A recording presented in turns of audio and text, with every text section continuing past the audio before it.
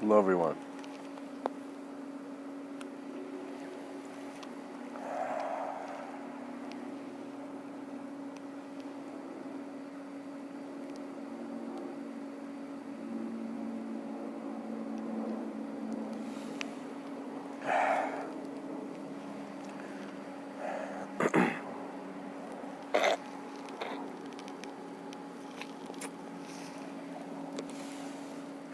Hello, everyone. The title of today's episode is Gandalf's Moth Moment. But it's a very interesting episode because we're going to be looking at that moment where Gandalf kind of held that moth in a very serious way. You know, what the life that implies. All right. You see, let us first begin with the imagery. Gandalf is on top of this structure in the movie scene, and he has no way out, and Sauron's being a bit of a dick to him, right? So, while Gandalf's up there, we notice that this moth comes to him, and he holds the moth, and he begins to whisper to it. And this was a very interesting idea, which came to me now because I was looking at something like a moth-looking thing just beside me, just hovering beside me. And while I was looking at it, I noticed that it's as if Gandalf there, he acknowledged the moth more than just the moth, something that most men would just kill immediately if it was a nuisance. He was acknowledging the greatness in the ear of that being, to take his whisper and bring giant eagles to save him. It's a pretty cool thing. I think the moth and Gandalf were, best friends for life or something. After bringing giant eagles. So, and really, this is all to suggest that the life around us is not as hollow or as dead as we make it sound. It's actually the life we are aware of. So when another person is communicating to you, you're becoming aware of how unique it is, that they are also originating their meaning of a world, and they're just looking at things. So similarly, you're doing something too. Now, where is all this going? Where is all these different moments of being, moments of human being going? Well, it's all in recognition that humanity is, and it is through that sense of isness that it will transcend itself. And transcend not out of an urge that we need to respond to a world that's wrong. Right now, I don't think it's about a revolution to the old system, but more about creating a new understanding for a better system. What that means is sometimes the demand, even though there is the invisible hand in our economic systems, regardless, it's not about following what there is, but to originating something new that will change all the changes ever known to man. Envision yourself beyond man for that moment when you reach and evolution realizes that it could have never been disturbed. Your nature will be a consciousness that is not bound to space and time. And so it would be very playful. What that means is through a greater existential sensitivity, the being is navigating into a sense of awareness to reality where the infinite change is creating the existential observance of that change. In a manner where once that existential observance is made aware of, once we see that a human being got conscious enough to understand something, then a responsibility came into it too. An action bloomed.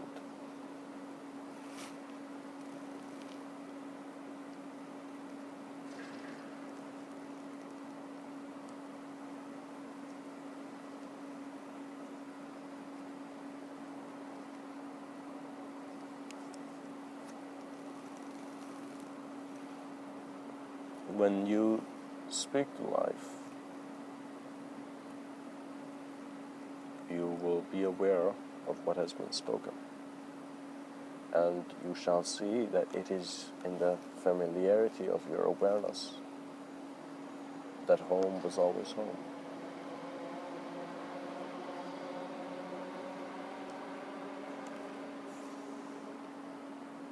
And as Gandalf jumps on that huge eagle and cruises away, we must begin to see that the subtlest effect in reality can cause the biggest avalanche of novelty to the display of manifestation of man's consciousness.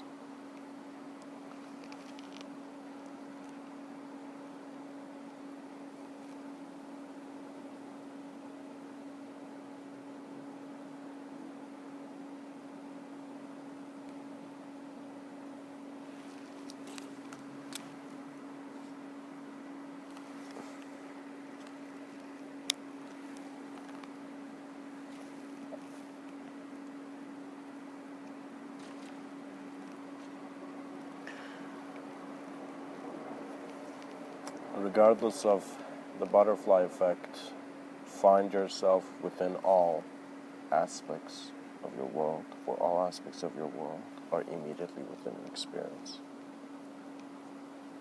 You don't need a huge research project, you need a self-reflection project.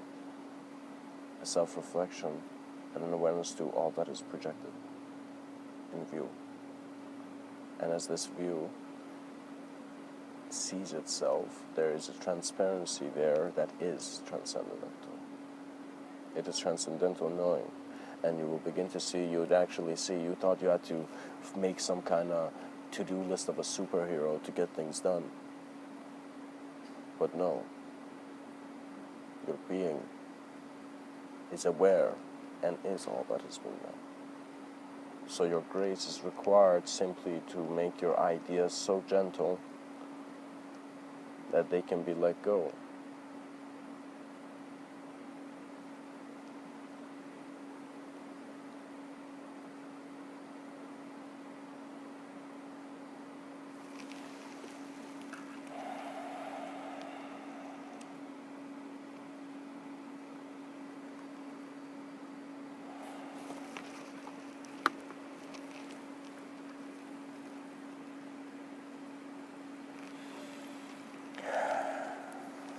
I would like to share a quote with you, and this quote is by Rumi. And Rumi was a very realized being, and he says, love is a madman, working his wild schemes, tearing off his clothes, running through the mountains. And I'm sure this being, in the playfulness and the depth of his words, was suggesting that love, which is the profundity of truth, is that moment where the madman is not actually someone taking off his clothes running into the mountains, but someone taking off his ideology and senses of who he's been thinking that he is. So in a sense, the thinker is being taken off, just like tearing off clothes and working his wild schemes, because your mind is seeing the wilderness in nature. So what that means is, once you see what you are a part of, there is no fear. For you see, the fear is also a part of you. And so this madman who's taken off his clothes of ideology and conceptualization to a degree, and in a sense is running through the mountains, just some crazy guy, just running. You'd see he is running to stillness and silence, because what else is there in the mountains? It's as if that human being who did not just get tired of his routine job, but just looked at life and wondered, is this it? And the longing within carried all that is to where it needed to be. And these people would see that you don't need ideology to be in a certain relationship you understand to be satisfied. You are utilizing ideas as platforms to become self-aware beyond that which is even provided a sense of self-awareness through communication. So the human communication is being observed every moment of your life. You're observing, not in a. Right now I'm saying it, but trust me, you'll intuitively flow into it, and it'd be you would begin to see life knows how to be alive,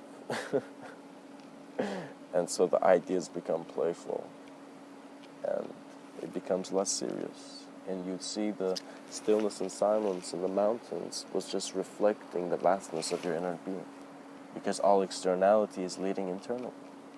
So even though I go to a river, I go to a mirror and I go look at myself, and that mirror is physically in front of me, and I have physical eyes and I'm looking at it, I also notice that all the physical forms that I'm aware of, including the reflection and my distance or whatever, and even senses of bodies of thought and whatever I'm aware of, are all being observed internally. So it's not an understanding of the soul as some Casper-looking thing that is coming out of your body and is still here. It is an out-of-body experience, because it is out of a sense of self-experience. And so it is not lost to where it is. It is found in its being. And once you see that just being alive is a profound self-remembrance, it's that moment where the last ripple on the pond has gone away, which that's what meditation was, to try to get rid of these ripples and to allow and to show that it naturally does, through your sincerity, honesty, and in a sense ability to just, as stillness and silence, observe all noise and movement.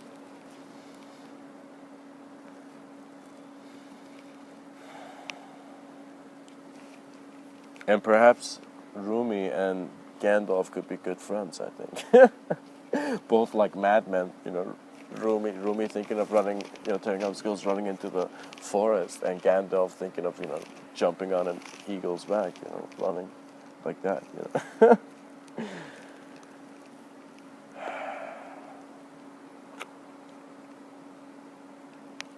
Regardless of the mage or the sage, existential understanding transcends ideology, so there's nothing to worry about, but you do require a self-awareness. You need to be mindful of what is here, and you need to become interested in how you are alive. What that means is, when we look at doctors and heart surgeons, they were interested in, why is this heart working? I remember being young and my mother telling me the story of this kid who became one of the greatest heart surgeons in Iran that Iran has ever known. And when he was young, this kid would write in his book, even without being, when he would just go to elementary school, he would write heart surgeon, his name, And it's it's fascinating, because it's as if the kid knew where the heart was. And of course, that kid is a very, very, very fascinating human being, and one of the greatest heart surgeons, perhaps alive, I don't know.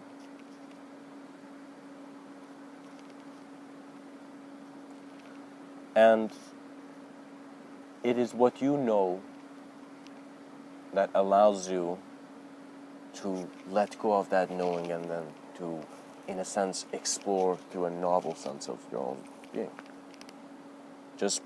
Instead of just waving the flashlight around everywhere, when you're looking for something, just mindfully adjust it. And that mindfulness in regards to how man needs to handle his body is through breathing. So when we see breathing helping the physical body be aligned, by you being more aware of that you're actually breathing, just sitting down and just enjoying it as if it's ocean waves. You're hearing ocean waves, and you're just, and then suddenly seeing that there is also the bodies of thought that this breathing is aware of and maintaining. And so you see that the beauty in the phenomena of what was the value in prana was that this breath, the intelligence that is making it breathe in this point and in this universal sector, in this consideration of space and time, is also navigating all ideology. Because trust me, if you hold your breath, suddenly the ideas in your mind will immediately align to what your physicality needs to be. Do you see? But of course, all voices are travelers, here to see things and contribute certain things, and to then return to the silence they had once stepped out of. And now they're stepping in, they're going with it.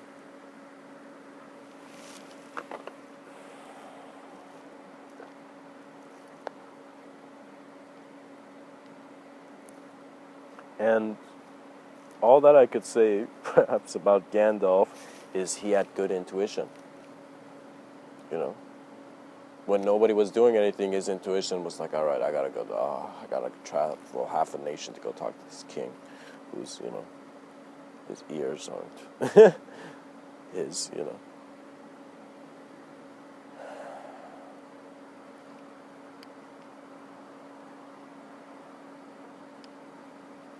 Speak to life compassionately, gracefully, and as that which is also within yourself. So the life you're speaking to, whether it's an insect, or whether it's an inanimate object, or whether it's someone else, just treat it with compassion, for this compassion is suggesting that who you are treating is what you are considering that person to be, you know. So you are actually judging things less to see that there is no judgment day when there's always another day, you know.